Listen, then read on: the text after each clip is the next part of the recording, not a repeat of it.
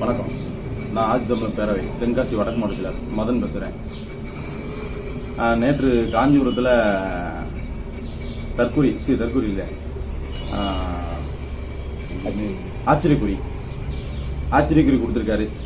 ஒரு எட்டு திட்டம் கொடுத்துருக்காரு. அதில் நிரந்தர வீடுன்னு சொல்லி ஒன்று கொடுத்துருக்காரு. சரி, நிரந்தர வீடு தான். கடற்கோடி மக்கள் அப்போவே கலைஞர் கனவு இல்லைன்னு சொல்லி இப்போ வரைக்கும் நடைமுறையில் இருக்குது, கொண்டு வந்திருக்காரு. சரி, இரண்டாவது திட்டம் இருசக்கர வாகனம் மாற்றுத்திறனுக்கு டாக்டர் மூலியமாகவும் மானியத்தின் மூலியமாகவும் வருமானத்துக்கு ஈட்டுவதாக அது மேம்பாட்டுக்கு இப்போ மோட்டார் சைக்கிள் வரைக்கும் இப்போ வரைக்கும் அந்த திட்டம் இருக்குது. சரி, மூணாவது நிரந்தர வருமானம். எப்படி வருமானம்? சரியான வேலை வாய்ப்பு இருந்தால் தான் அந்த வருமானம் இருக்கும்.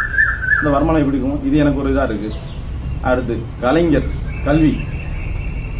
கல்வி அப்பயே கலைஞர் கொண்டு வந்துட்டாரு.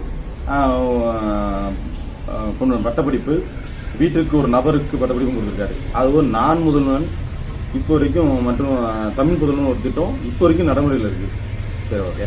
அடுத்து அஞ்சாவது திட்டம் தமிழ்நாட்டில் அரசு மருத்துவம் சொல்கிறாரு. நீங்கள் அங்குள்ள மோடியில் பாருங்க, அந்த ஆட்சி நடக்கிறதுல பீகார், உத்தரப்பிரதேசம் அந்த மாநில அரசு அந்த மருத்துவனையை நீங்கள் ஒப்பிட்டு பார்க்க முடியுமா? இங்கே தமிழ்நாட்டு மருத்துவம் இப்போ ஓரளவுக்கு பரவாயில்ல. அடுத்து சட்ட ஒழுங்கு சொல்லி ஒரு திட்டத்தை கொடுத்துருக்காரு. சட்ட ஒழுங்கு சரிதான், தப்பு தான். உங்களுக்கு கரூரில் அப்பயே கைது பண்ணியிருந்தோம்னா அந்த சட்ட ஒழுங்கு கரெக்டாக இருந்துருக்கும். அது சரியில்லாமல் தான் நீங்கள் இந்த சட்ட ஒழுங்கு பேச தான் செய்வீங்க. நீ சொல்லிட்டே போகலாம். நன்றி, வணக்கம்.